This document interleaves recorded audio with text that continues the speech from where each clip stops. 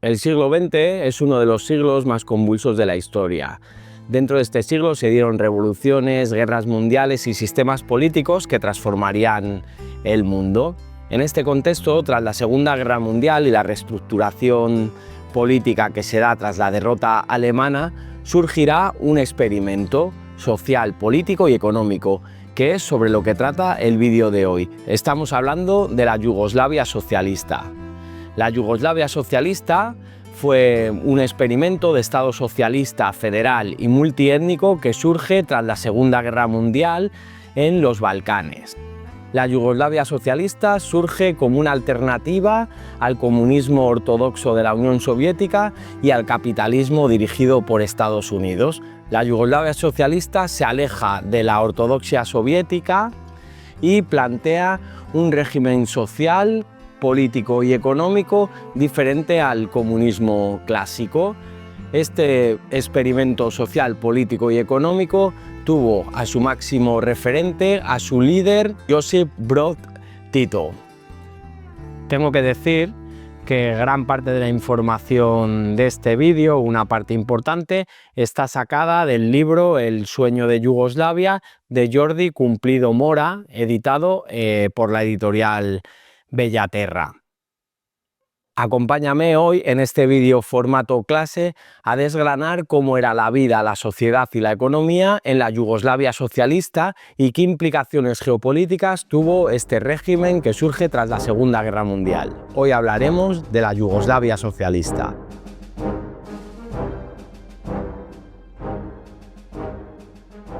Imagínate un país multinacional, pero no solo multinacional, sino también federal y socialista, compuesto por 6 repúblicas: Eslovenia, Croacia, Bosnia-Herzegovina, Serbia, Montenegro y Macedonia, además de 2 provincias autónomas dentro de Serbia, que eran Kosovo y Voivodina.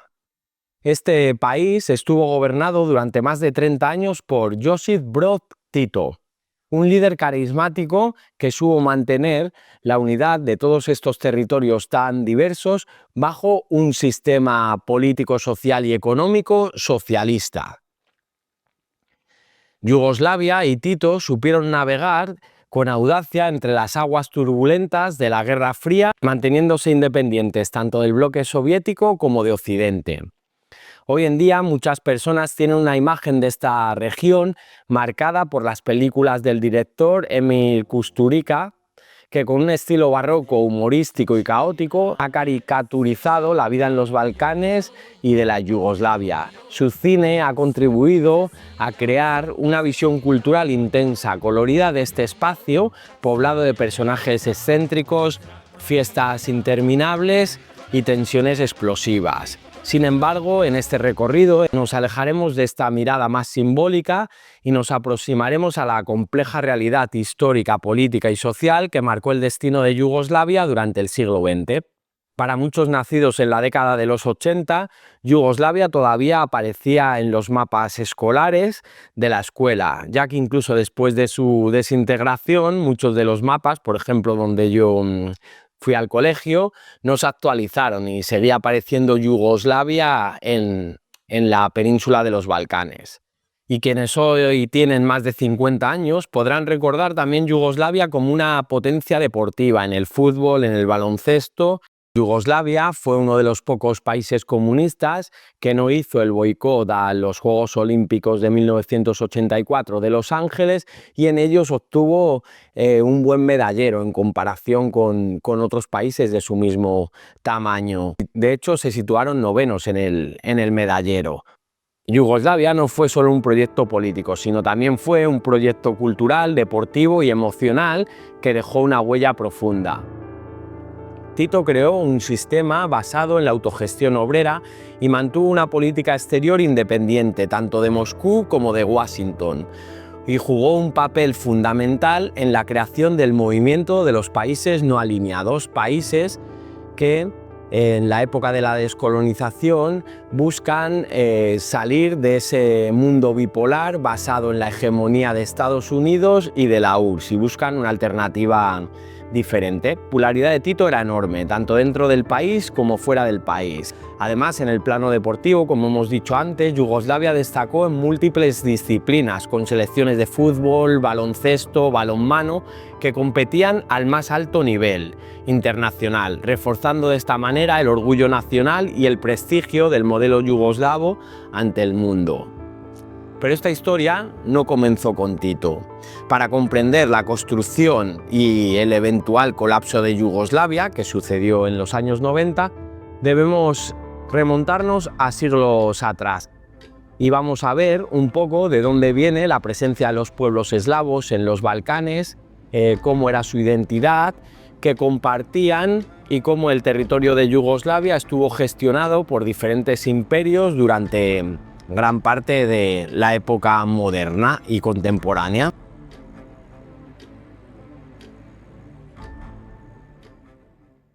Geográficamente, Yugoslavia se encontraba en el sureste de Europa, conectando la Europa central con el Mediterráneo y el Mar Negro, lo que le confería una gran importancia estratégica, tanto en el comercio como en los conflictos militares a lo largo de los siglos, como podemos ver en este mapa. Esta región fue el hogar de los eslavos del sur, un grupo étnico con raíces que se remontan a las migraciones eslavas de la Alta Edad Media. Los eslavos del sur comparten muchas características culturales y lingüísticas con otros pueblos eslavos, como los eslavos orientales de Rusia y Ucrania, o los eslavos occidentales de Polonia y Chequia, incluyendo las estructuras de sus lenguas, tradiciones folclóricas y ciertos rasgos de su historia colectiva. Sin embargo, los eslavos del sur desarrollaron rasgos propios debido a la diversidad geográfica y religiosa de los Balcanes, formando así un mosaico cultural único que aún influye hoy en día en esta región. Para entender los orígenes de Yugoslavia nos remontaremos a la Edad Moderna. Durante la Edad Moderna y hasta bien entrado el siglo XIX, los pueblos eslavos del sur vivieron bajo el control de dos grandes potencias, el Imperio Otomano y el Imperio Austrohúngaro.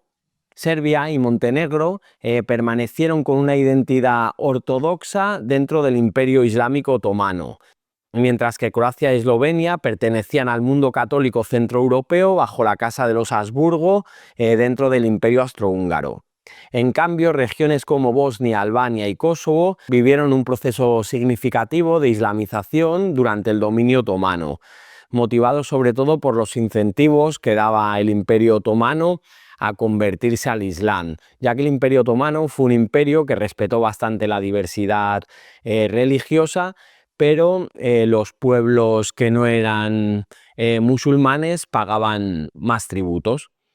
Convertirse al Islam podía implicar beneficios fiscales y políticos y más oportunidades dentro de la administración imperial o, como hemos dicho, la exención de impuestos especiales.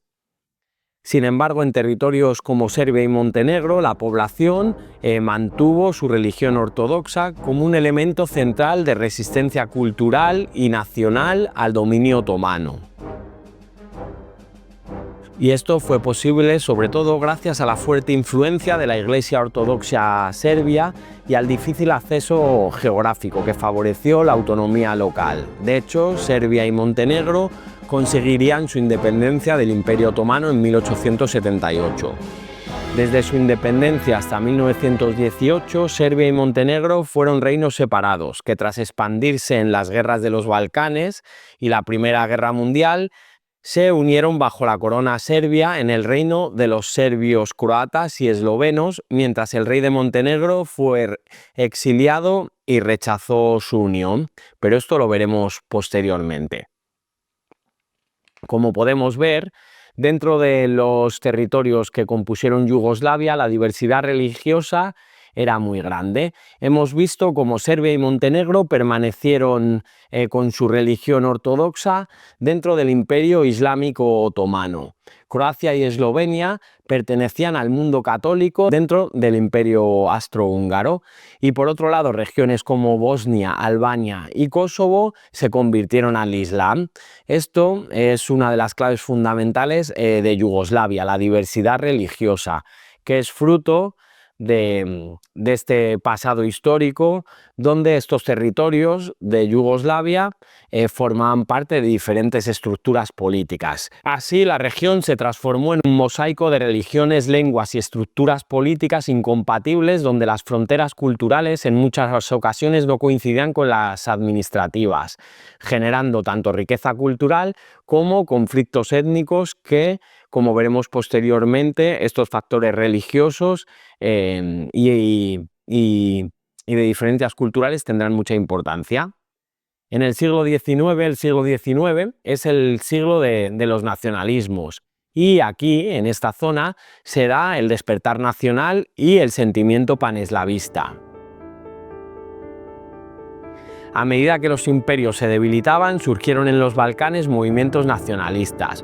Una de las principales ideas que tenían los nacionalistas eslavos era crear un país donde todos los pueblos eslavos del sur compartieran un mismo territorio y una misma nación. Eso es lo que dará lugar a Yugoslavia. Yugoslavia, que primero fue un reino y después fue un estado socialista, es la consumación del nacionalismo de los eslavos del sur, que buscaban crear un estado o una estructura política donde todos los pueblos eslavos del sur pudieran compartir una misma estructura política. El eslovaco Jan Kolar promovió la idea de una gran comunidad eslava: rusos, polacos, checos, eslovacos e ilirios, es decir, los eslavos del sur.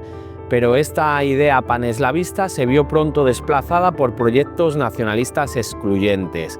La Gran Croacia, con vocación católica y mediterránea, chocaba con la visión expansionista de una Gran Serbia impulsada desde la ortodoxia oriental.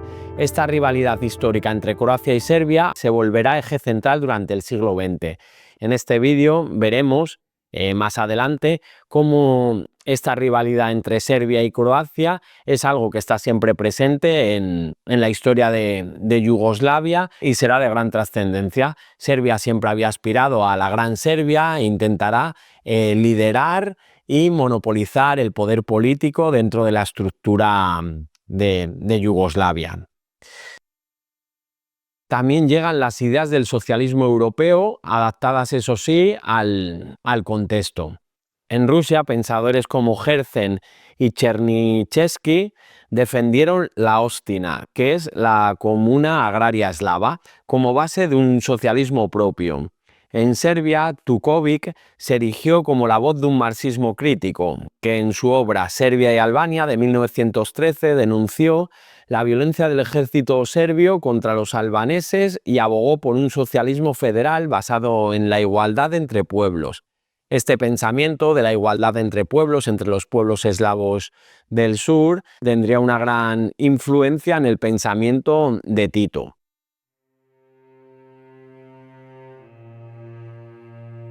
Las guerras de los Balcanes también son de gran importancia y son unas guerras que se dan entre 1912 y 1913 y que suponen el fin del dominio otomano en la zona, aunque la caída del Imperio Otomano sería reforzada después de la Primera Guerra Mundial. Entre 1912 y 1913 las guerras balcánicas alteraron profundamente el mapa regional. La Liga de los Balcanes, una alianza militar formada por Serbia, Bulgaria, Grecia y Montenegro, todas ya independientes del Imperio Otomano, habían conseguido ya su independencia desde finales del siglo XIX o inicios del XX, se unieron para expulsar a los otomanos de sus últimos territorios europeos. En la Primera Guerra Balcánica lograron este objetivo con éxito, debilitando gravemente al Imperio Otomano y liberando amplias zonas pobladas por cristianos eslavos. Sin embargo, el reparto de los territorios conquistados provocó fuertes disputas internas, y en la Segunda Guerra Balcánica, Bulgaria atacó a sus antiguos aliados, pero fue derrotada por una coalición formada por Serbia, Grecia y Rumanía, e incluso por el propio Imperio Otomano. Estos conflictos no solo propiciaron el colapso definitivo del Imperio Otomano en Europa, sino que también sembraron profundas rivalidades entre los pueblos balcánicos, generando una inestabilidad que contribuiría al estallido de la Primera Guerra Mundial. Como veremos y como sabéis, los Balcanes fue una pieza clave en los motivos por los que estalló la Primera Guerra Mundial, pero lo veremos ahora más adelante. Los Balcanes era una de las regiones más conflictivas y volátiles de Europa a comienzos del siglo XX. Allí la mezcla de distintos pueblos, religiones e imperios generaba tensiones constantes que amenazaban con estallar en cualquier momento. La inestabilidad fue la chispa que propició un evento que acabaría con el inicio de la Primera Guerra Mundial. Estamos hablando del asesinato del archiduque Francisco Fernando en Sarajevo en 1914.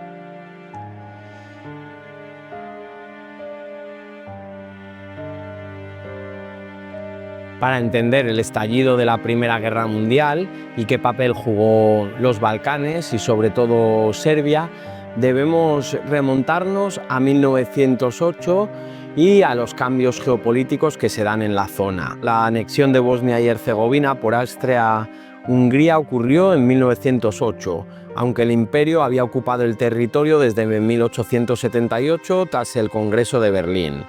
En este año, Austria y Hungría habían decidido formalmente anexionar la región, incorporándola de manera directa a su imperio, lo que generó una gran tensión en los Balcanes y en Europa. Vemos como los Balcanes es una zona donde los diferentes imperios, el Imperio Otomano y el Imperio Austrohúngaro, tienen sus intereses por integrar estos territorios a sus terrenos. Y el Imperio Otomano es un imperio en crisis, es un imperio en descomposición. Entonces, Austria y Hungría, el Imperio Austrohúngaro, aprovechará esta debilidad del Imperio Otomano para anexionarse diferentes territorios. Bosnia y Herzegovina era un territorio estratégicamente importante y estaba situado en el corazón de los Balcanes, entre Serbia, Montenegro y Croacia, y servía como un punto clave para el control del comercio y las rutas militares de la región. Además, contaba con una población diversa compuesta por bosnios musulmanes, serbios y croatas, lo que hacía que el área fuera políticamente compleja y un foco de conflictos étnicos. La anexión del territorio de Bosnia-Herzegovina al Imperio Austrohúngaro fue vista por Serbia como una humillación, ya que Serbia aspiraba a formar la Gran Serbia e integrar estos territorios dentro de su poder, de su área de influencia, ya que en Bosnia-Herzegovina también había una gran cantidad de serbios. Serbia aspiraba a liderar a los eslavos del sur y veía a Bosnia como parte de su futuro territorio. Esto aumentó las tensiones nacionalistas, especialmente porque muchos serbios y grupos nacionalistas bosnios se oponían a la dominación austrohúngara. La anexión también provocó las protestas de Rusia, que era una aliada tradicional de los pueblos eslavos del sur y que luchaba contra la influencia del Imperio Austrohúngaro en la zona.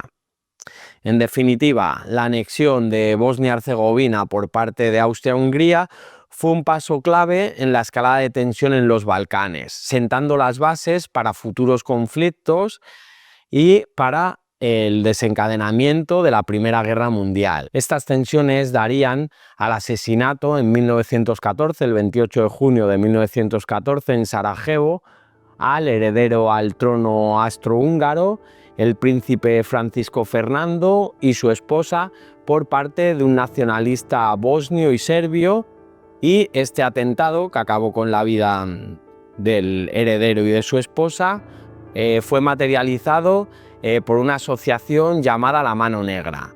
El Imperio Austrohúngaro acusaría al gobierno de Serbia de financiar este atentado y esto generaría la Primera Guerra Mundial. El asesinato del archiduque Francisco Fernando en Sarajevo en 1914 fue el detonante de la Primera Guerra Mundial, pero también el reflejo de las profundas tensiones nacionalistas que recorrían los Balcanes, una región marcada por su diversidad étnica religiosa y por el dominio imperial. Muchos pueblos eslavos del sur, sometidos al Imperio Austrohúngaro, aspiraban a la independencia y a la creación de un estado propio donde pudieran convivir sus culturas y tradiciones.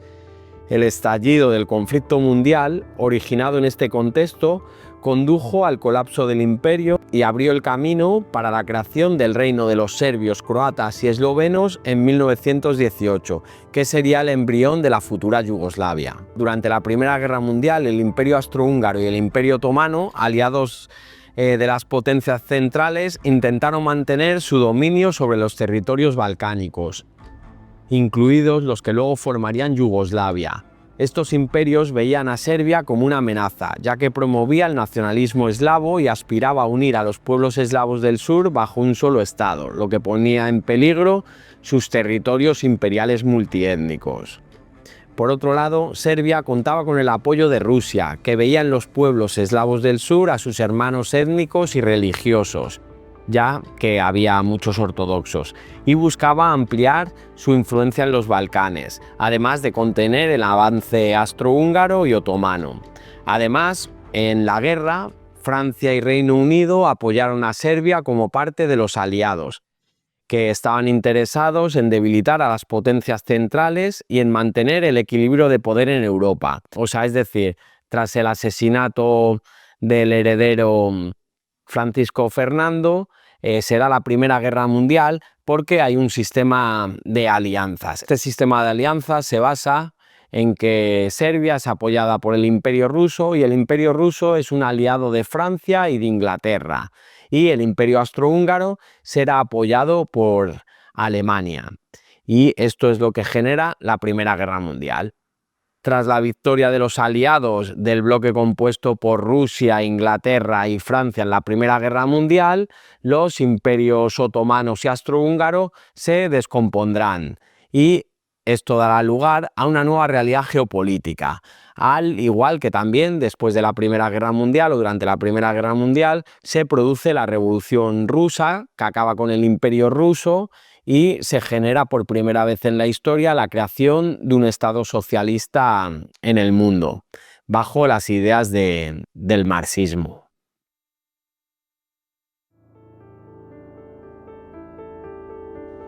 El resultado de la guerra fue la caída y la desintegración de los imperios austrohúngaro y otomano, lo que permitió que Serbia, junto con otros territorios anteriormente bajo esos imperios, como Croacia, Eslovenia, Bosnia, Macedonia, Montenegro, se unieran para formar el reino de los serbios, croatas y eslovenos en 1918. Este reino sería el precursor de Yugoslavia, que posteriormente se llamaría Yugoslavia, y es la primera vez en la historia donde los pueblos eslavos del sur forman una única unidad política que busca aglutinar a todos estos pueblos. Sin embargo, como veremos posteriormente, esta unión no fue igualitaria y será Serbia quien domine esta unión. La nueva entidad política, impulsada principalmente por la élite serbia victoriosa, se presentó como un proyecto de unidad nacional basado en una identidad común, pero desde su inicio estuvo marcada por profundas contradicciones étnicas, sociales, religiosas y políticas. El reino de los serbios, los croatas y los eslovenos era un reino muy diverso que estaba compuesto por diferentes grupos que a continuación desglosaremos. Serbios había unos 5 millones, croatas 3 millones, eslovenos 1 millón, bosnios musulmanes más de 1 millón y había otras minorías étnicas como los montenegrinos, los macedonios, los húngaros, albaneses y alemanes. Las divisiones religiosas eran grandes, como hemos visto antes, había 3 principales grupos religiosos, los católicos, los ortodoxos y los musulmanes. Estas diferencias religiosas se unían a las diferencias culturales, a pesar de ser territorios que formaban parte de los eslavos, de los pueblos eslavos del sur. Estos territorios habían tenido diferentes influencias durante toda la historia que configurarían unas realidades sociales, culturales y políticas muy diferentes en cada territorio, dando lugar a una diversidad muy compleja y muy difícil de gestionar.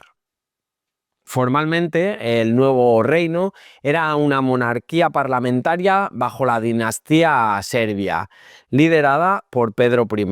El sistema se caracterizó por un fuerte centralismo con el poder concentrado en Belgrado y esto fue percibido por el resto de territorios como un dominio basado en Serbia, basado en la élite serbia y en la monarquía serbia, algo que generaría bastantes conflictos.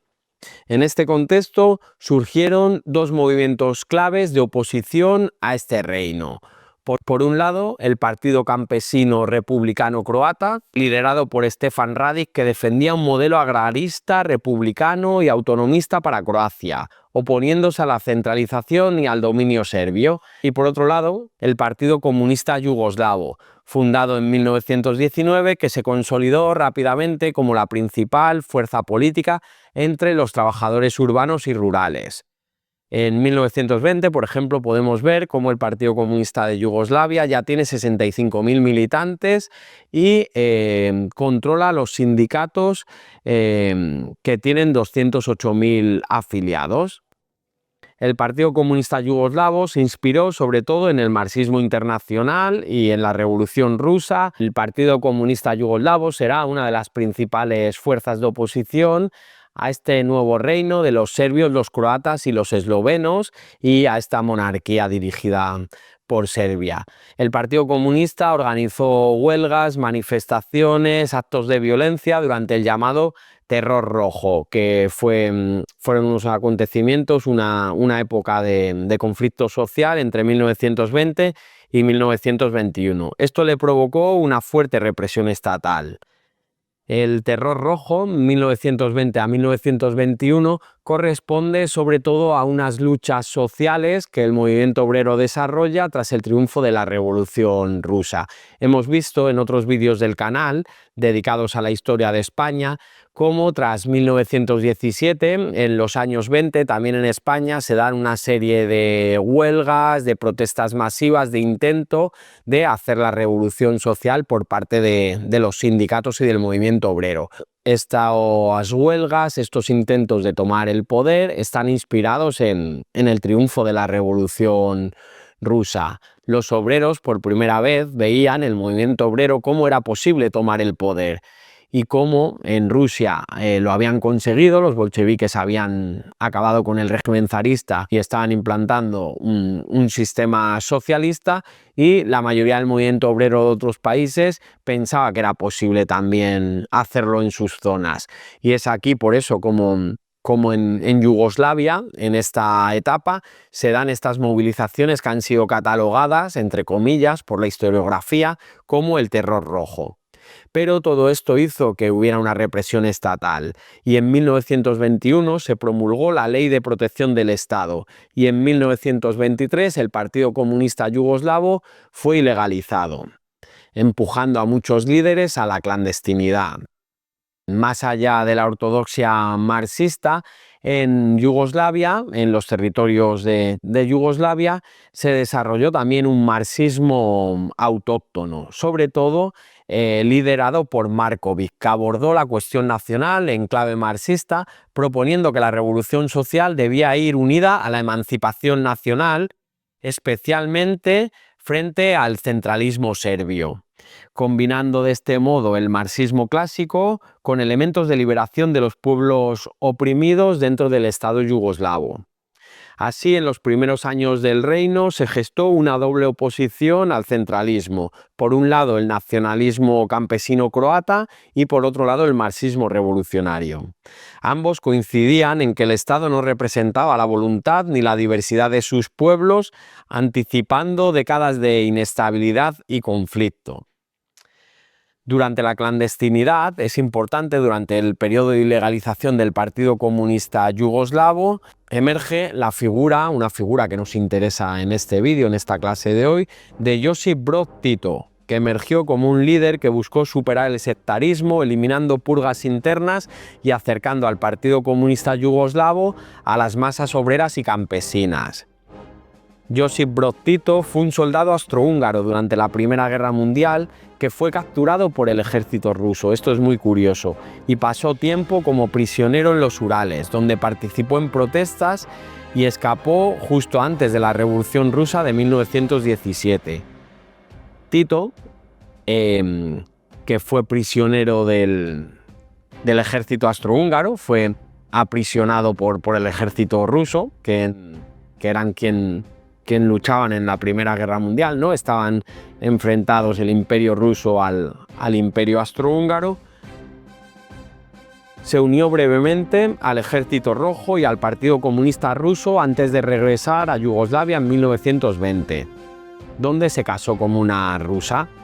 Trabajó como gerente y se integró en el Partido Comunista Yugoslavo. Esta formación o estos años que vivió en Rusia marcarían su ideología política, la ideología política de Tito y el contacto con las ideas comunistas.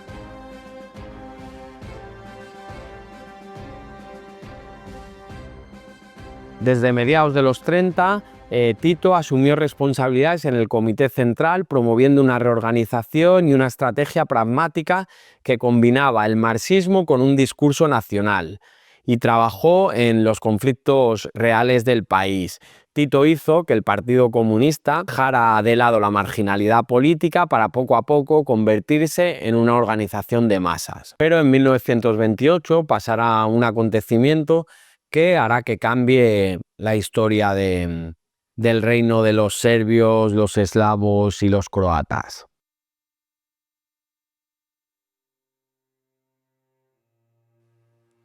El 20 de junio de 1928, un diputado serbio radical asesinó a 3 políticos croatas en plena Asamblea Nacional, desatando una grave crisis parlamentaria y nacional. En un contexto de profunda inestabilidad política y social, esta situación llevó al rey Alejandro I, el rey del reino de los serbios, croatas y eslovenos, rebautizado más adelante como el Reino de Yugoslavia, a instaurar una dictadura real en 1929. La creciente conflictividad social marcada por las tensiones nacionales y las tensiones sociales del movimiento obrero, el rey optó por anular el Parlamento y imponer una dictadura basada en su persona. El régimen autoritario fue apoyado por el ejército y las élites y enfrentó una fuerte oposición, incluyendo intentos insurreccionales comunistas que fueron reprimidos duramente. Tito posteriormente reconocería la inmadurez del Partido Comunista Yugoslavo para llevar a cabo estas insurrecciones con ciertas garantías de éxito. En 1931 se promulgó una nueva constitución donde se reforzó el papel real, el papel de la monarquía, pero no logró pacificar la vida política y apareció una oposición estudiantil activa a esta dictadura. Dentro de la oposición estudiantil tendría una gran importancia el Partido Comunista Yugoslavo. En un intento de maquillar la dictadura, la monarquía promulgó la Constitución de 1931. En ella el rey se erigía como símbolo de una unidad nacional y se otorgaba amplios poderes, consolidando su papel como figura omnipresente dentro del Estado. Aunque formalmente el país adoptaba un parlamento, el monarca conservaba la potestad para designar al primer ministro y disolver al parlamento. La nueva Carta Magna no logró apaciguar el clima político, muy al contrario, se vinieron años convulsos, años de movilización, especialmente por la juventud. La oposición estudiantil fue liderada, como he dicho antes, en gran parte por los comunistas, protagonizando grandes manifestaciones y protestas que simbolizaban el rechazo de las nuevas generaciones al régimen monárquico autoritario. Si el inicio de la dictadura vino de la mano de un asesinato, del asesinato de 3 parlamentarios croatas a manos de un nacionalista serbio, el fin de la dictadura también vendría marcado por un asesinato, pero en este caso es el asesinato del rey Alejandro, que dio paso al final de la dictadura.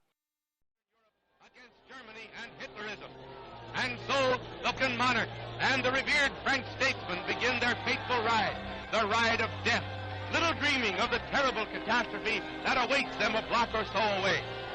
Police line the streets and a mounted escort rides ahead, but no trouble is expected. It's a gala day in Marseille. Vive Alexander! Vive le roi! Oh, they've been shot!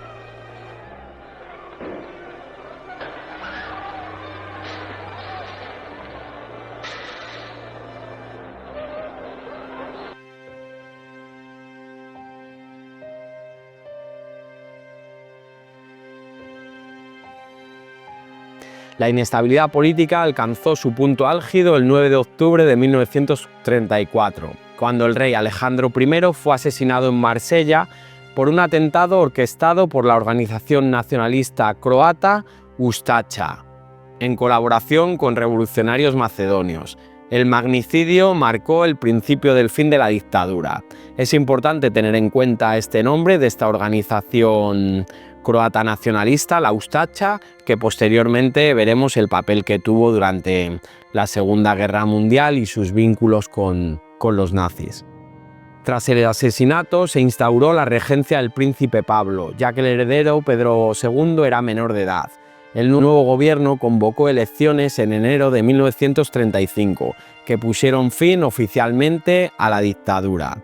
Sin embargo, el nuevo gabinete, compuesto por figuras de la oligarquía liberal, carecía de una fuerza política real y sus reformas quedaron limitadas por los intereses conservadores de las clases dominantes.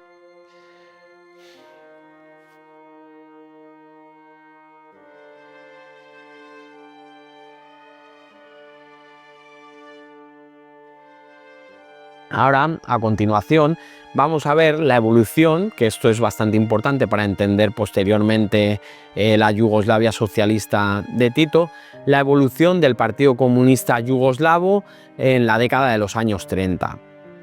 Entre 1931 y 1941, el Partido Comunista Yugoslavia experimentó una profunda transformación.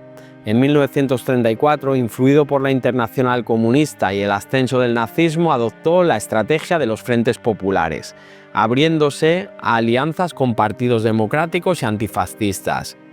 En 1936, en ese marco internacionalista, el Partido Comunista de Yugoslavia participó en el envío de brigadistas internacionales a la Guerra Civil Española para apoyar al bando republicano en la lucha contra el alzamiento franquista, fortaleciendo de este modo la lucha antifascista internacional. Durante estos años, Tito, obrero metalúrgico, se formó ideológica y militarmente en la URSS, lo que, junto a su origen proletario, le permitió sobrevivir a las purgas estalinistas que afectaban sobre todo a los cuadros intelectuales del partido.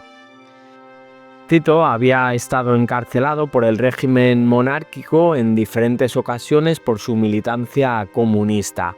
Tras salir de la prisión en 1934, se fue a Viena y a París, donde estuvo exiliado y trabajó con grupos comunistas yugoslavos, y en 1935 fue enviado a la URSS como representante del Partido Comunista de Yugoslavia ante la Internacional Comunista, la Kominter. Bajo su influencia, en 1937, el partido adoptó el centralismo democrático, un modelo organizativo que buscaba equilibrar la unidad del Estado con el respeto a la diversidad nacional yugoslava. Al finalizar la década de los 30, el Partido Comunista de Yugoslavia había pasado de ser una fuerza marginal, aunque tenía implantación en el movimiento obrero, pero era una fuerza marginal dentro del sistema político de Yugoslavia, y se había consolidado como una organización moderna y cohesionada, con capacidad para integrar la lucha social con las demandas nacionales. Esta evolución preparó al Partido Comunista de Yugoslavia para tener un papel importante dentro de la Segunda Guerra Mundial y de la ocupación nazi, y para convertirse, como veremos posteriormente, en la principal fuerza de oposición a la invasión nazi de los territorios de Yugoslavia.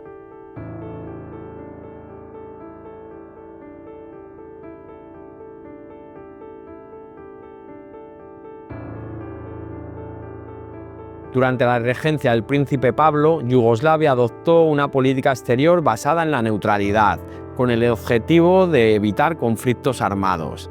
Sin embargo, el 25 de marzo de 1941, bajo fuertes presiones del Eje, Yugoslavia firmó el pacto tripartito con Alemania, Italia y Japón, garantizando de esta manera la integridad del país a cambio de colaboración diplomática.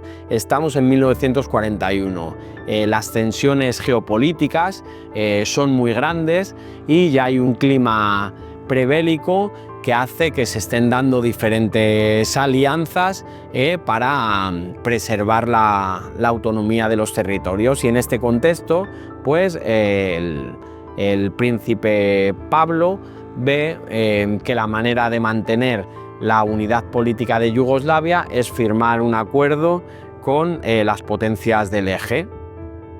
Sin embargo, la firma de este pacto generó grandes protestas entre sectores liberales, comunistas, estudiantes, sectores pro-británicos, que hicieron grandes manifestaciones bajo el lema «Antes la guerra que el pacto, antes muertos que esclavos». Esto todo desembocó a que el 27 de marzo un golpe de Estado liderado por sectores militares derrocó al regente y declaró mayor de edad al joven Pedro II y estableció un gobierno pro-británico. Esta acción fue percibida por Hitler como una traición y desembocaría en la conquista de Yugoslavia por parte de Alemania, de los nazis.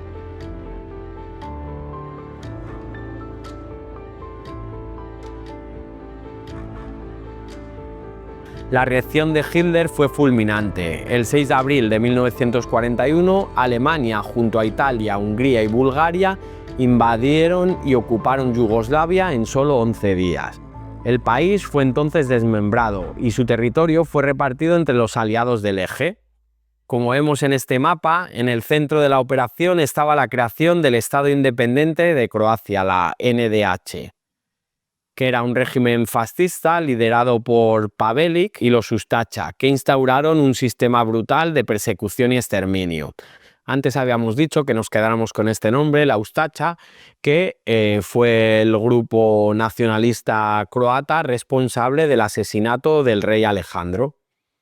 Pues vemos como aquí los Ustaša, la Ustaša, serán colaboracionistas de los nazis y formarán el Estado Independiente de Croacia, la NDH, que posteriormente veremos las atrocidades que se cometieron en este territorio. En Serbia, los nazis no permitieron la creación de un Estado independiente serbio y se creó un régimen colaboracionista liderado por Milan Nedić. Era un régimen que tenía supervisión militar alemana. Este gobierno de salvación nacional, que se llamó, fue un régimen autoritario, nacionalista y subordinado a la ocupación alemana. Por otro lado, como vemos en el mapa, Italia ocupó Montenegro, partes de Eslovenia, Kosovo y Dalmacia. Hungría y Bulgaria se anexionaron Vojvodina, Macedonia y otras regiones periféricas, como estamos viendo en este mapa. El resultado fue una ocupación fragmentada con múltiples zonas de control y regímenes colaboracionistas, o sea, es decir, las diferentes potencias, Alemania, Italia, Hungría y Bulgaria, se habían repartido los territorios que formaban Yugoslavia y habían creado diferentes regímenes títeres de estos países. En esencia, durante la ocupación nazi, y la ocupación italiana y la ocupación de Hungría y Bulgaria, Yugoslavia desapareció como Estado, como entidad política. Pero a pesar de que los territorios de Yugoslavia habían sido dominados y conquistados en 11 días, se generaron movimientos de resistencia. Se generaron sobre todo dos movimientos de resistencia muy importantes a la ocupación nazi, a la ocupación italiana y a las diferentes ocupaciones. Estos dos movimientos son los partisanos, que es un movimiento de oposición liderados por el Partido Comunista, y los chetnis, que eran nacionalistas serbios que aspiraban a reinstaurar la monarquía serbia. Los partisanos comunistas estaban liderados por Josip Broz Tito, que proponía un proyecto revolucionario multiétnico y antifascista con el objetivo de reconstruir Yugoslavia como una federación multiétnica y socialista. Aunque inicialmente los dos grupos se oponían a las potencias del eje, con el tiempo los chetnis incluso llegaron a colaborar con los nazis o con los regímenes colaboracionistas para enfrentarse a los partisanos. Los chetnis privilegiaron el enfrentamiento con los partisanos y firmaron acuerdos locales con italianos y alemanes. En cambio, los partisanos desarrollaron un movimiento amplio de resistencia popular con presencia en todas las repúblicas y minorías étnicas. Esto es muy importante porque será el embrión de la futura Yugoslavia multiétnica y socialista. En un primer inicio, el Partido Comunista de Yugoslavia y los partisanos optaron por una resistencia basada en sabotaje sin un enfrentamiento directo con las fuerzas de ocupación. Sin embargo, esto con la entrada de la URSS en la guerra cambiaría. Con la entrada de la URSS en la guerra, en junio de 1941, el Partido Comunista Yugoslavo pasó a la insurrección activa. Y aquí las cifras son muy importantes, las cifras de participantes en la resistencia armada contra la ocupación.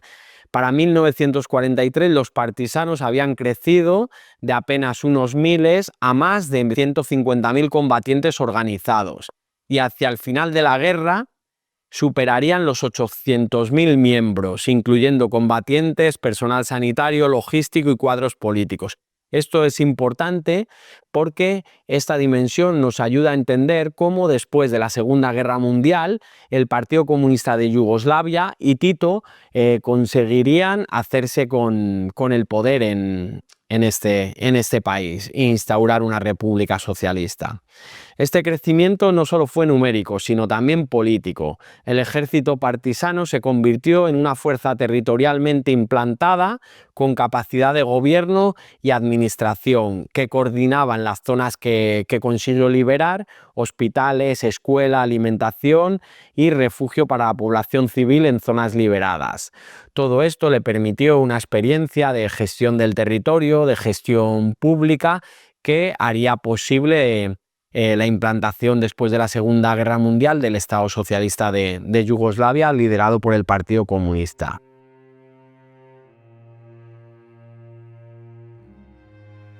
A continuación, dentro de este contexto de la ocupación de Yugoslavia, vamos a ver uno de los hechos más terribles, que es el terror del Eje y la política genocida. La ocupación estuvo acompañada de una política de terror y exterminio. El Estado Independiente de Croacia, el NDH, con el apoyo de los nazis, emprendió una campaña sistemática de genocidio contra serbios, judíos, romaníes y opositores políticos. Se instauraron campos de concentración, como el de Jasenovac, donde murieron entre 300.000 y 500.000 personas, muchos de ellos asesinados con brutalidad. En Serbia, el régimen colaboracionista de Milan Nedic, aunque formalmente no fascista, fue también responsable de colaborar con los alemanes en la persecución de judíos, comunistas y partisanos. Serbia fue uno de los primeros territorios de Europa donde se declaró la solución judía completada. La población judía de Belgrado fue casi totalmente aniquilada. Ambos regímenes, el croata y el serbio, aplicaron modelos distintos de colaboracionismo, pero compartieron el uso del terror estatal como método de control y limpieza ideológica y étnica.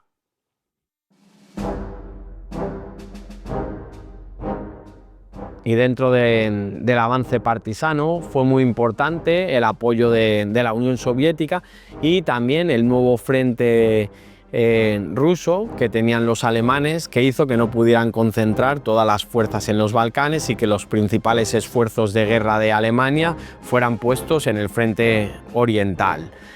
También en 1943 fue clave la rendición de Italia, que fue un punto de inflexión, ya que los partisanos ocuparon muchos de los territorios que estaban bajo control italiano.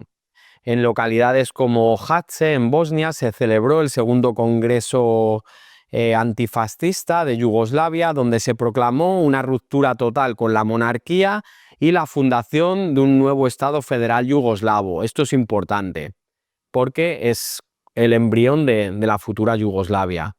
Tito, con respaldo de su base social y militar, comenzó a ganar prestigio internacional creciente. Aunque en un inicio Reino Unido y otros aliados habían apoyado a los chetnis antes que a los partisanos en su resistencia contra los nazis, poco a poco vieron cómo los chetnis habían incluso colaborado con los nazis y se dieron cuenta que Tito, que el Partido Comunista Yugoslavo, era la única fuerza que era capaz de integrar a todas las nacionalidades y a todos los diferentes territorios en la lucha contra los nazis.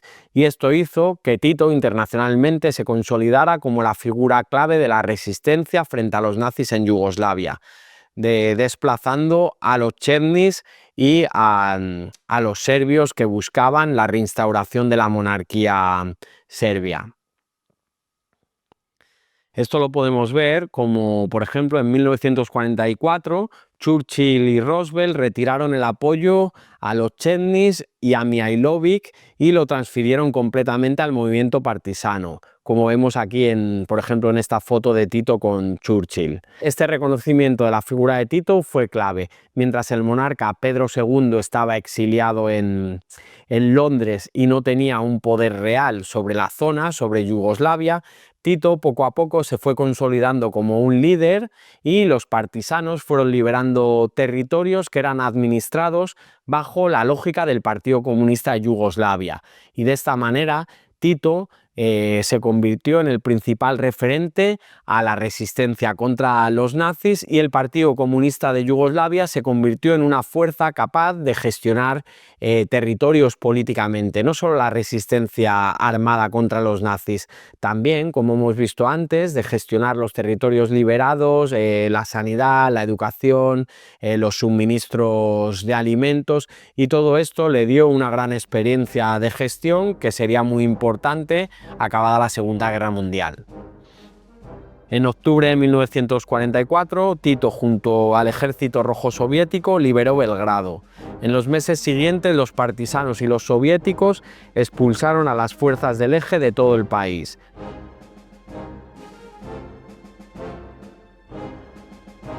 La Segunda Guerra Mundial dejó un saldo devastador en Yugoslavia, más de 1 millón de muertos, incontables crímenes de guerra, comunidades enteras desplazadas y una fractura nacional profunda, ya que había habido diferentes territorios que habían colaborado con los nazis, había habido ciertas élites locales y minorías étnicas que habían apoyado a ciertos grupos para acabar con otras minorías étnicas, y esto había facilitado una fractura nacional profunda. Pero al mismo tiempo, la Segunda Guerra Mundial también fue el momento fundacional del nuevo proyecto de Estado, basado en el antifascismo, la unidad multiétnica y el socialismo revolucionario.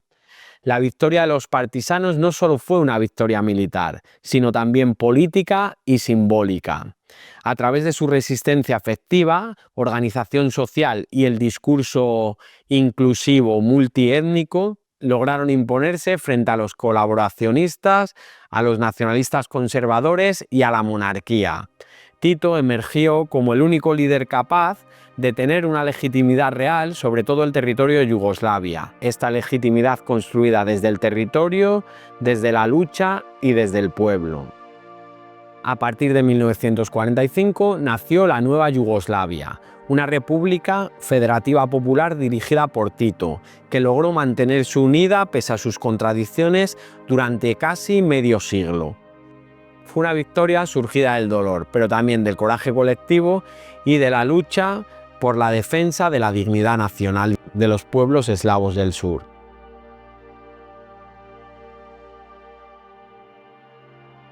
Tras la devastación de la Segunda Guerra Mundial, del territorio yugoslavo y de todas sus infraestructuras y de más de 1 millón de muertos, Yugoslavia nació como un Estado federal socialista dirigido por Tito. En un primer momento, este Estado socialista tuvo como su principal objetivo la reconstrucción del país, y no solo la reconstrucción, sino un plan de industrialización que hiciera salir de la miseria al país y poder abastecer las necesidades básicas de la población.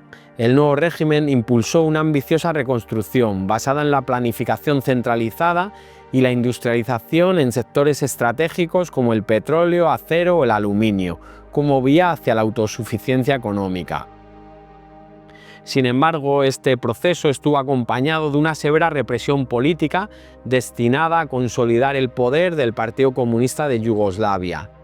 Hubo entre 50.000 y 200.000 ejecuciones o víctimas mortales, que fue la represión que ejerció el Partido Comunista Yugoslavo frente a los colaboracionistas o a los disidentes políticos que ponían en riesgo la creación de un Estado socialista en Yugoslavia.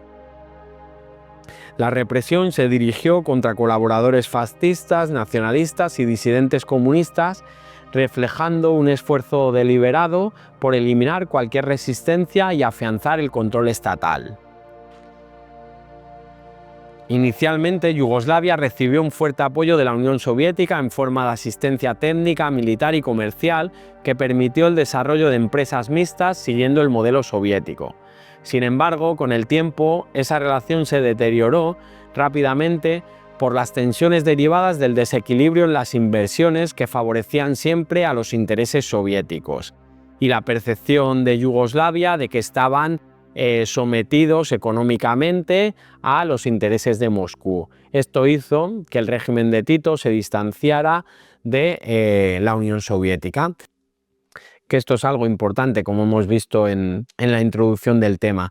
Como el régimen de Tito, como la Yugoslavia socialista, crea una alternativa comunista, socialista, que se aleja del modelo soviético y de la influencia soviética. Estas diferencias ideológicas se manifestarían en 1948 y acabarían con la expulsión del Partido Comunista de Yugoslavia de la Cominfor. La Cominfor era una organización que había creado la Unión Soviética para aglutinar a todos los partidos comunistas de Europa y que estuvieran un poco bajo la órbita soviética.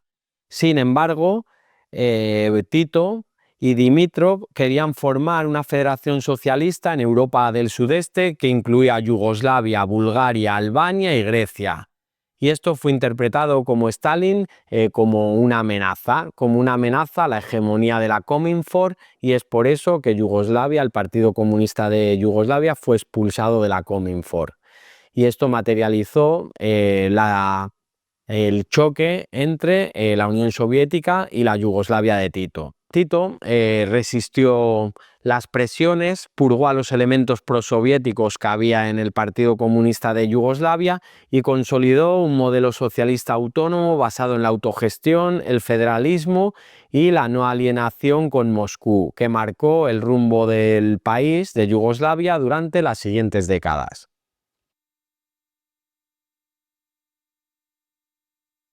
Para entender cómo era el sistema político de Yugoslavia, este sistema multiétnico, vamos a ver la Constitución de 1946.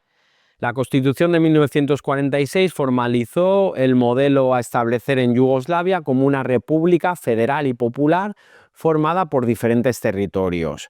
6 repúblicas que eran Eslovenia, Croacia, Bosnia y Herzegovina, Serbia, Montenegro y Macedonia, y 2 provincias autónomas que estaban dentro de Serbia, que estas provincias eran Vojvodina y Kosovo. Estas provincias gozaban de un estatus especial que le otorgaba amplias competencias políticas, administrativas y culturales, reflejando la diversidad étnica de sus poblaciones. Vojvodina era una región multiétnica con serbios, húngaros, eslovacos, rumanos y otros grupos, mientras que en Kosovo había una mayoría albanesa significativa junto a una importante minoría de serbios. Aunque tenían un alto grado de autonomía y sus propios órganos de gobierno para gestionar asuntos locales, culturales y locales, estas provincias dependían administrativamente de Serbia y no gozaban de la misma categoría ni soberanía que el resto de repúblicas. Este sistema federal reconocía la complejidad étnica y religiosa que había en Yugoslavia, aunque bajo un sistema unipartidista basado en el Partido Comunista de Yugoslavia. El poder real se concentraba en el Comité Central del partido y en Tito, aunque se promovía una forma de liderazgo colectivo que intentaba mantener la estabilidad en un país marcado por grandes diferencias étnicas y regionales. A continuación veremos cómo es muy importante entender la composición étnica, cultural y social de las diferentes repúblicas de Yugoslavia, ya que había repúblicas que eran más homogéneas en cuanto a la cultura, a la religión, y había otros territorios donde convivían muchas minorías culturales o religiosas. Por ejemplo, Eslovenia era bastante homogénea, con un 83% de eslovenos católicos. Croacia tenía un 78% de croatas católicos y cerca de un 12% de serbios ortodoxos. Croacia y Eslovenia serían las repúblicas más homogéneas dentro de Yugoslavia. Por otro lado, Bosnia y Herzegovina eran muy diversas, con un 50% de bosnios musulmanes y un 30% de serbios ortodoxos y un 15% de croatas católicos. Eran unas zonas bastante diversas. Serbia, sin embargo, tenía un 83% de serbios ortodoxos, pero en Vojvodina, que era el territorio autónomo pero que pertenecía a Serbia, los serbios eran alrededor del 66%, con importantes minorías húngaras que llegaban al 13%, eslovacas y rumanas. Montenegro, por otro lado, tenía un 45% de montenegrinos y un 30% de serbios, mayormente ortodoxos, con algunas minorías albanesas musulmanes. Macedonia del Norte contaba con un 65% de macedonios ortodoxos y un 25% de albaneses musulmanes. Kosovo era mayoritariamente albanesa musulmana con un 92% y sin embargo tenía un 5% de serbios ortodoxos. Así, Eslovenia y Kosovo eran más homogéneas, mientras Bosnia y Vojvodina eran las regiones más diversas. Todo esto, todas estas diferencias étnicas en algunos territorios, veremos posteriormente cómo influenciarán en los diferentes conflictos que se desarrollan en la Yugoslavia socialista. Uno de los elementos distintivos del socialismo de Yugoslavia fue el de la autogestión obrera. A diferencia del modelo soviético basado en el centralismo nacional, donde todos los recursos, todas las empresas eran nacionales y había unos planes centrales de gestión económica, en Yugoslavia se intentó fomentar un modelo descentralizado que favorecía la autogestión obrera. Esta forma de organización buscaba un socialismo más participativo y democrático, acompañado de garantías de derechos sociales como educación, sanidad, propiedad estatal y social de los medios de producción. Entre 1945 y 1948, Yugoslavia logró consolidarse como un Estado socialista federal, nacionalmente plural, políticamente centralizado y económicamente innovador, con un modelo propio que combinaba el control del Partido Comunista de Yugoslavia, la participación obrera y la autonomía estatal frente a la hegemonía soviética. El sistema político de Yugoslavia era un sistema político de partido único, que era el Partido Comunista de Yugoslavia. Posteriormente se llamó la Liga de los Comunistas de Yugoslavia, pero cada república, cada territorio tenía su propio parlamento. Y de esta manera Tito y los comunistas supieron crear un proyecto político unitario dentro de un país con una gran diversidad cultural y religiosa. Cada república y provincia tenía su propia asamblea y su propio gobierno local, pero seguían la línea marcada por la Liga de los Comunistas. El Parlamento Federal de Yugoslavia estaba compuesto por representantes de todas las repúblicas y provincias, con el principio de que cada una debía tener un peso político equilibrado para evitar que Serbia, la más grande, dominara, que era el problema que había tenido el primer reino de Yugoslavia, que era que Serbia había marcado la línea política y hegemónica del reino y había establecido un sistema centralista basado en Serbia. De este modo, mediante esta estructura federal, con representantes de las diferentes repúblicas, se intenta evitar la hegemonía serbia. Y este modelo, incluso en 1974, como veremos posteriormente, se hace una reforma que da incluso más autonomía a las diferentes repúblicas y los diferentes territorios que forman Yugoslavia. En el plano internacional, la ruptura con la URSS en 1948 fue un punto de inflexión que permitió a Yugoslavia adoptar una posición independiente en el contexto de la Guerra Fría.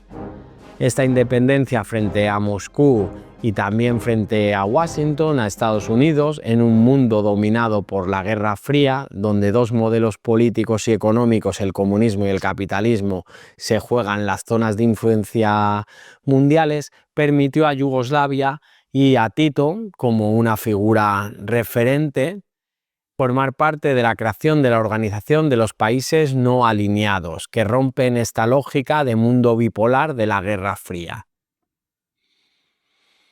El movimiento de los países no alineados ofrecía una tercera vía frente a la polarización entre Estados Unidos y la URSS y defendían la soberanía y la cooperación entre los países del sur global. Gracias a su modelo socialista autónomo, Yugoslavia adquirió un protagonismo internacional dentro de los países no alineados y de esta tercera vía. Tito se consolidó como un líder carismático y pragmático, capaz de mediar entre bloques y articular una política exterior basada en la diplomacia multilateral y la no intervención. La visita de los líderes de los países de los no alineados o de visitas de líderes occidentales como de Gaulle a Yugoslavia consolidaron a Tito como una figura importante dentro de la diplomacia internacional, colocando a Yugoslavia por primera vez dentro del plano de la política internacional. También son conocidas las visitas de Tito a Estados Unidos, lo que lo alejaría de estas tensiones entre el bloque comunista y los estados capitalistas. Yugoslavia y Tito apostaron por una tercera vía, una vía diplomática y una vía donde los países del sur global, muchos de estos países estaban en proceso de descolonización o se habían empezado a descolonizar, buscaron tener una influencia dentro del panorama mundial más allá de la URSS y de Estados Unidos. Del prestigio internacional de Tito, podemos observar estas fotos, por ejemplo, de sus visitas, como hemos dicho antes, a Estados Unidos, aquí con Richard Nixon y con Jimmy Carter. El modelo económico yugoslavo.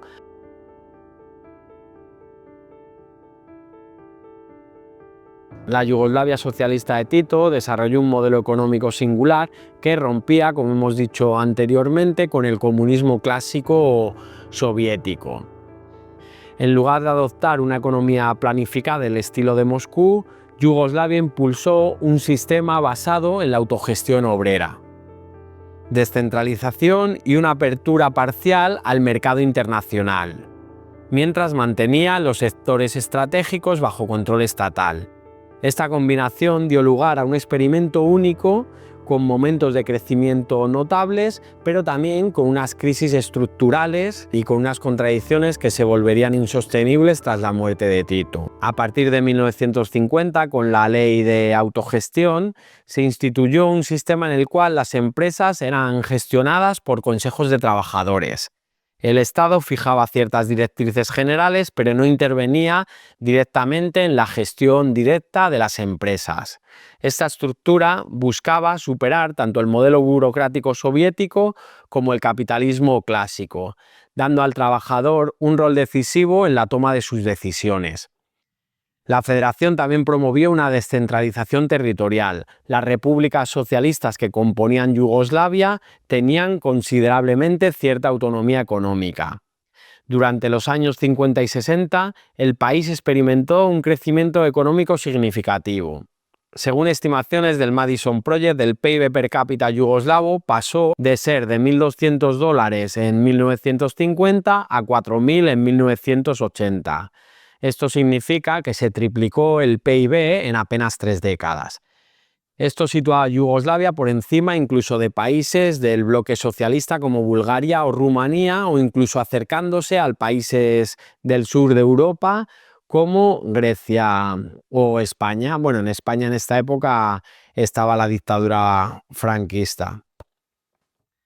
Los sectores industriales, especialmente la metalurgia, la maquinaria, la energía y la construcción, crecieron a tasas elevadas, favorecidos por una política activa de inversiones públicas y planificación estatal. El Banco Mundial señalaba, por ejemplo, que en 1960 Yugoslavia mantenía niveles de inversión superiores al 25% del PIB, una cifra comparable a países en desarrollo de alto crecimiento. Este dinamismo fue sobre todo posible gracias a los créditos occidentales. En gran parte el desarrollo económico de Yugoslavia en los años 60 se debió al endeudamiento de este país con los bancos occidentales, algo que posteriormente le pasaría factura ya que llegó a tener una gran deuda pública. A nivel social, Yugoslavia destacó por sus indicadores de bienestar. La tasa de alfabetización alcanzó el 91% en 1980, según la UNESCO. El sistema de salud era gratuito y universal. El acceso a la vivienda y educación superior estaba ampliamente garantizado. El desempleo, si bien era estructuralmente alto, entre el 8 y el 14%, se atenuaba por el fenómeno de la migración temporal, ya que más de 1 millón de yugoslavos trabajaban en Austria, Alemania y Suiza en los años 70 y enviaban remesas que sostenían a la economía familiar y las economías locales. Si vemos, por ejemplo, aquí en este gráfico los indicadores de servicios sociales y bienestar, aproximadamente para 1975, podemos ver que la esperanza de vida en Yugoslavia es de 69 años, por ejemplo vemos que en Italia es del 72, en Austria del 73 y en España el 72. La sanidad en Yugoslavia es pública universal, mientras que en la España franquista era parcial y había zonas donde no había un sistema sanitario extendido, como por ejemplo las zonas rurales, y había grandes desequilibrios territoriales. Por ejemplo, en Italia la sanidad es pública mixta.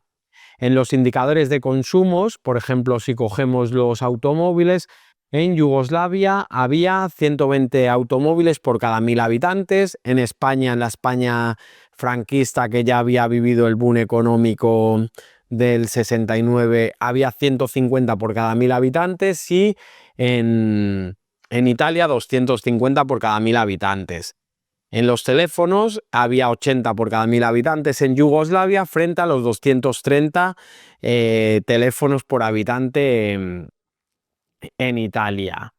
Estos indicadores de bienes de consumo pueden llevar a engaño, ya que en los países comunistas uno de los principales déficits que han tenido los países comunistas, pues son los bienes de consumo de la población, que la población no puede acceder con igual facilidad a bienes de consumo como por ejemplo electrodomésticos, automóviles, que en países capitalistas. Sin embargo, los indicadores de bienestar social, de acceso a la sanidad, de acceso a la vivienda, de acceso a la educación, son mucho más igualitarios que en ciertos países capitalistas, como por ejemplo en este caso Italia o la España franquista, donde había muchas desigualdades territoriales. Se puede hablar de un modelo más igualitarista en el acceso a los servicios básicos, con una menor desigualdad social, por ejemplo, que la observada en la España franquista de la época. Sin embargo, el modelo no estaba exento de contradicciones, como hemos dicho antes. El crecimiento estuvo financiado por los créditos y por una gran deuda externa, que pasó de 1,7 mil millones de dólares en 1966 a más de 20.000 millones de dólares en 1980, según el Banco Mundial. Además, la descentralización fiscal exacerbó las diferencias regionales. Eslovenia y Croacia estaban más industrializadas y se sentían lastradas por los subsidios a la economía, a los países del sur, a las repúblicas del sur como Bosnia, Montenegro o Macedonia. Y a esto se sumaba también una cierta ineficacia empresarial, ya que los consejos obreros, los consejos que gestionan las empresas, muchas veces priorizaban el empleo por encima de la productividad, generando estructuras sobredimensionadas y poco competitivas. Este es uno de los problemas que tuvo el socialismo autogestionario de Yugoslavia, la viabilidad de muchas empresas gestionadas por los trabajadores. Para 1989 los factores que llevarían a la desintegración de Yugoslavia ya estaban presentes. Ese año había una inflación del 1000%. Había una crisis de la economía industrial y habían surgido los sentimientos y las reivindicaciones etnonacionalistas de las diferentes repúblicas y territorios que componían la Yugoslavia federal y socialista. Esto, unido a la muerte de Tito, generaría la descomposición de Yugoslavia, como veremos posteriormente.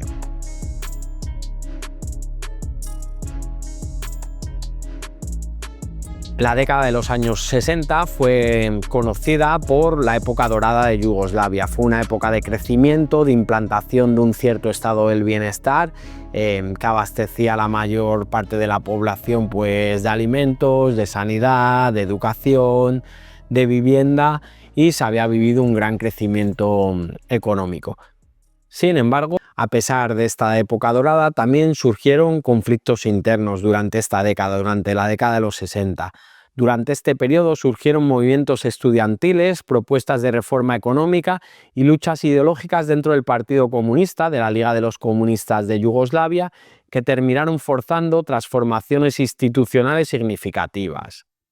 Uno de los momentos clave fue la caída en desgracia de Ranković en 1966. Ranković era el vicepresidente de Tito y era el jefe de la policía secreta de Yugoslavia, la UBDA, y era considerado un defensor del centralismo autoritario y del predominio serbio dentro del aparato estatal.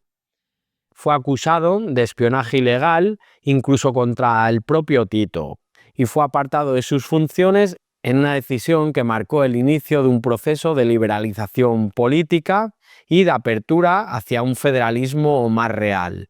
Su destitución fue interpretada como una victoria de las repúblicas no serbias frente al centralismo de Belgrado.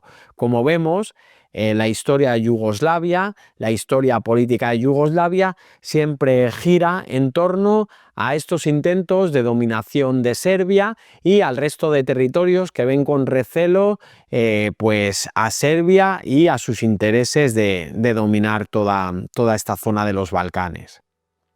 En 1968, Yugoslavia vivió su propio episodio de agitación juvenil.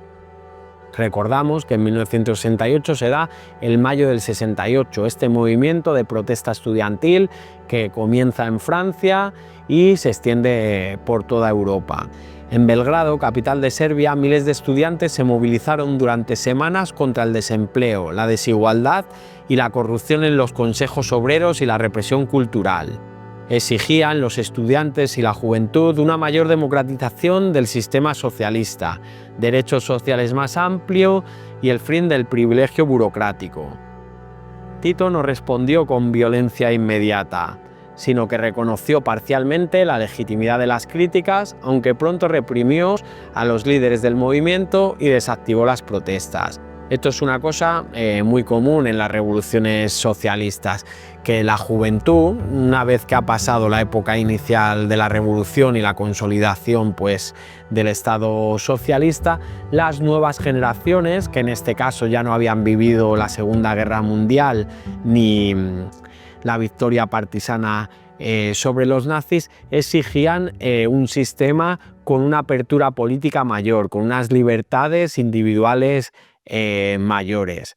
Y esto es algo que ocurría aquí en Yugoslavia. No era una crítica frontal al sistema socialista, no era una crítica de que querían derrocar al socialismo, instaurar un régimen capitalista, simplemente se pedían reformas que sí que iban en la línea más liberal, pues de más libertad individual, de no tanto centralismo económico-político, de no tanta influencia igual del Partido Comunista en la vida diaria de las personas, y esto es lo que reclamaban principalmente las protestas de 1968 en Yugoslavia. Simultáneamente a estas protestas también emergieron dentro del propio partido una corriente de oposición liberal, especialmente en Croacia y Serbia, que defendía la necesidad de reformas políticas, de una mayor autonomía para las repúblicas y una economía más abierta.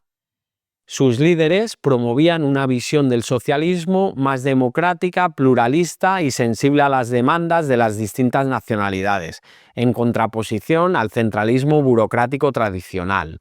A pesar de que hemos visto cómo el régimen de Yugoslavia era un régimen federal e intentaba pues, que todas las repúblicas y todos los territorios estuvieran representados, es cierto que había un cierto centralismo, sobre todo basado en el Partido Comunista, en la Liga de los Comunistas de Yugoslavia, y esto generó pues corrientes liberales dentro de los partidos comunistas, como en este caso de Serbia y Croacia, que buscaban un poco una mayor descentralización, y esto, como veremos posteriormente, acabaría en una nueva constitución donde las repúblicas tendrán más autonomía, pero a la vez esto también llevó a la futura desintegración de Yugoslavia.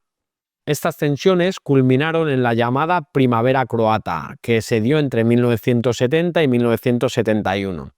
Se trató de un amplio movimiento reformista y nacionalista que reclamaba más autonomía política, social y económica para Croacia.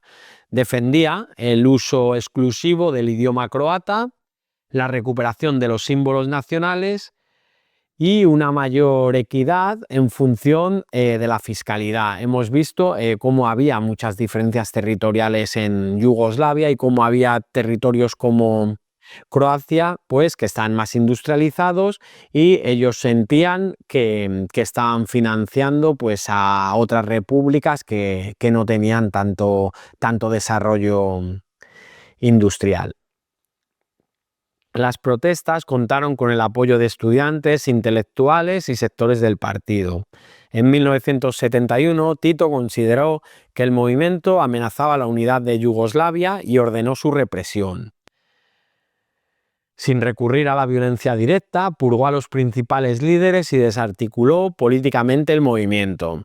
Tenemos que tener en cuenta que Tito seguía siendo, a pesar de las protestas, a pesar pues, de voces discrepantes dentro del partido, Tito seguía siendo una figura que aglutinaba a las diferentes repúblicas de Yugoslavia, y era una figura que había conseguido colocar a Yugoslavia, la República Federal Socialista de Yugoslavia, en el panorama internacional, y había conseguido cierto bienestar social, por lo que todavía era una figura aglutinadora. Lejos de pacificar el escenario político, sin embargo, esta purga reactivó las tensiones en otras regiones. En Serbia, figuras como Nikezić y Perović promovían reformas similares, abogando por un socialismo más abierto, autocrítico y respetuoso con la pluralidad republicana. Sin embargo, también Tito intervino en esta línea y en 1972 purgó al liderazgo liberal del Partido Comunista de Serbia. Estas purgas conjuntas supusieron el fin del breve periodo reformista y reafirmaron el control del centro sobre las iniciativas autonómicas o democratizantes. Como respuesta institucional a esta crisis y en un intento de contener los descontentos que se estaban materializando a través de mecanismos legales, Tito impulsó una reforma constitucional que daría pie a la Constitución de 1974, que es un intento por seguir manteniendo la unidad de Yugoslavia y por reformar el socialismo en Yugoslavia. Esta Constitución reconocía a las 6 repúblicas y a las 2 provincias autónomas como entidades con derecho a tener sus propias constituciones, parlamentos, idiomas oficiales, sistemas educativos y control económico. Se estableció una presidencia colectiva, que esto es muy importante, rotativa, y se blindaron los derechos de las minorías. Aunque formalmente esta Constitución del 74 buscaba fortalecer la unidad de Yugoslavia, desde el respeto a su diversidad, en la práctica consagró los particularismos regionales, reforzando el poder de las élites locales y debilitó la capacidad del centro para tomar decisiones comunes.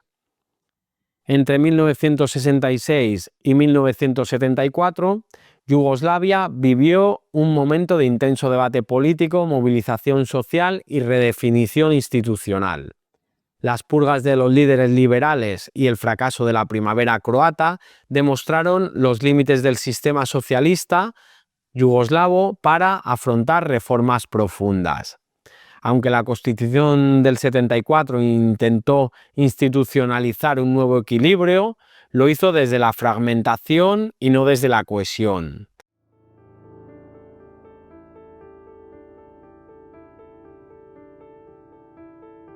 Con Tito envejecido y sin un liderazgo renovador, las tensiones no desaparecieron, solo quedaron contenidas por la autoridad personal de Tito, que, como he dicho antes, era una figura que todavía aglutinaba a las diferentes repúblicas de Yugoslavia.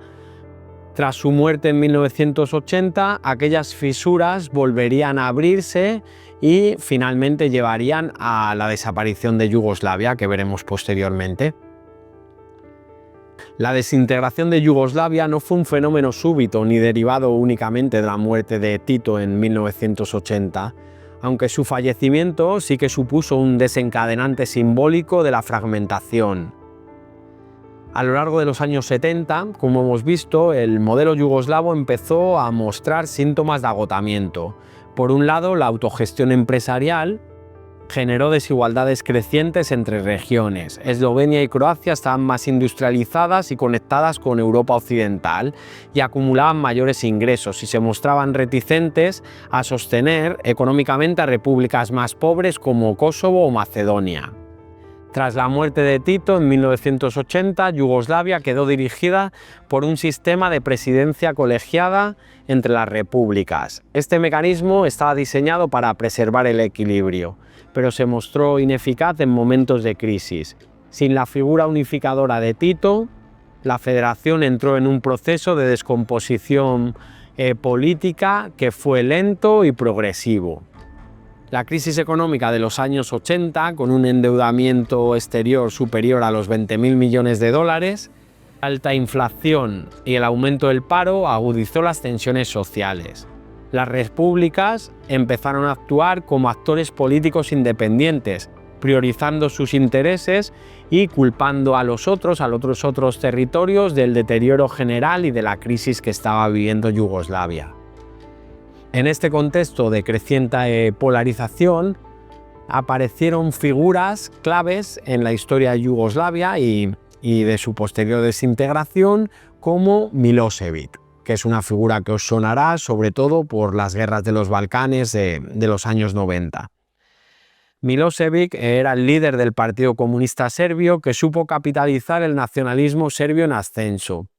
En 1987 revocó la autonomía a Kosovo y Vojvodina, lo que alteró el frágil equilibrio federal.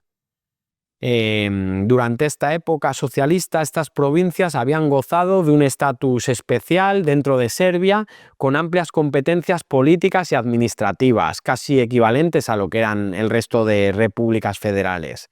Sin embargo, Milošević buscaba centralizar el poder en Belgrado para fortalecer el control serbio.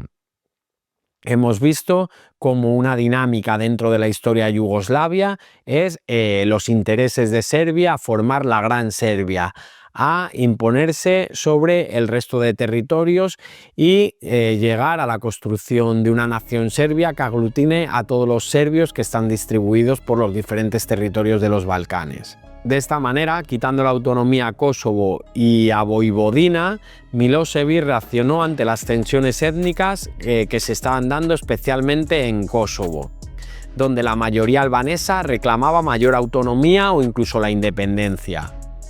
Por eso, para Milošević, suprimir la autonomía fue también un intento de frenar estos movimientos y preservar la integridad territorial y la identidad nacional serbia. Kosovo y Vojvodina no fueron repúblicas, porque aunque tenían una autonomía considerable, formaban parte de Serbia, que era la República Central con una fuerte identidad nacional, y su estatus como provincias autónomas buscaba equilibrar la diversidad étnica sin fragmentar el Estado, ya que, como hemos visto antes, en Kosovo y en Vojvodina había también un porcentaje importante de población serbia. Su política centralista, la política centralista de Milošević y de Serbia, fue vista como una amenaza directa por el resto de repúblicas, especialmente por Eslovenia y Croacia, que de esta manera, ante la amenaza nuevamente de Serbia, iniciaron y aceleraron sus procesos de independencia. En 1991, ambas repúblicas federales, Croacia y Eslovenia, declaran su independencia, algo que será posteriormente seguido por Macedonia, por Bosnia y Herzegovina. La República Federal de Yugoslavia dejó de existir de facto en 1991 con estos procesos de independencia.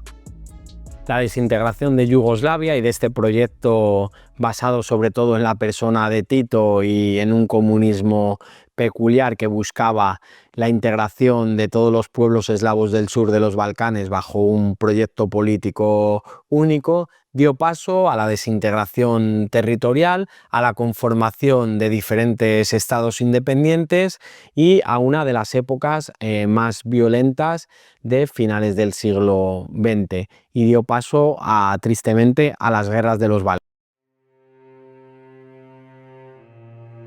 La primera fue la breve guerra de Eslovenia en 1991, pero el conflicto se intensificó rápidamente con la guerra de Croacia entre 1991 y 95, marcada por enfrentamientos entre fuerzas croatas y el ejército yugoslavo dominado por los serbios. La más devastadora fue la guerra de Bosnia, que va del 92 al 95, donde la complejidad étnica derivó en masacres, limpiezas étnicas y el genocidio de Srebrenica, con más de 8.000 musulmanes asesinados por fuerzas serbio-bosnias. La última etapa del conflicto fue la guerra de Kosovo, entre 1998 y 99. Entre el régimen serbio y la mayoría albano-kosovar, que culminó con la intervención de la OTAN. El papel de Milošević fue clave en esta tragedia. Su estrategia consistió en utilizar el aparato estatal serbio para construir la Gran Serbia, que es una de las reivindicaciones, como hemos visto durante todo este vídeo, del nacionalismo serbio. Pero esta Gran Serbia sería a costa de desintegrar el Estado federal y avivar el miedo entre las comunidades serbias de otras repúblicas. Bajo su liderazgo, el liderazgo de Milošević, Serbia se aisló internacionalmente, sufrió sanciones y terminó bajo bombardeos. En 2001, Milošević fue arrestado y enviado al Tribunal Penal Internacional de La Haya por crímenes de guerra. Murió en 2006 sin una sentencia definitiva.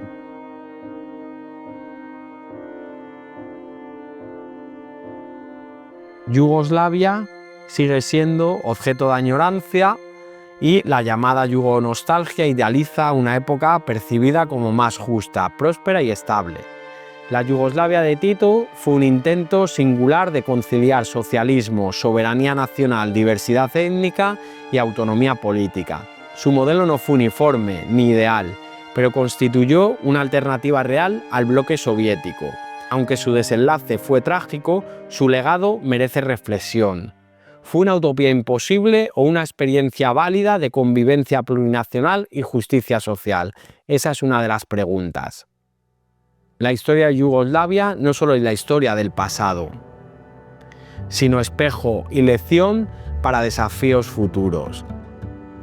Me gustaría que dejarais en comentarios qué os ha parecido, qué pensáis de la historia de Yugoslavia, del análisis que hemos hecho aquí, de este formato de vídeos históricos, que son igual un formato más estilo clase, de mayor duración y más analíticos, y que apoyéis el canal, apoyéis los canales de divulgación histórica, apoyéis este canal, compartáis el vídeo, deis like y nos vemos en el siguiente vídeo.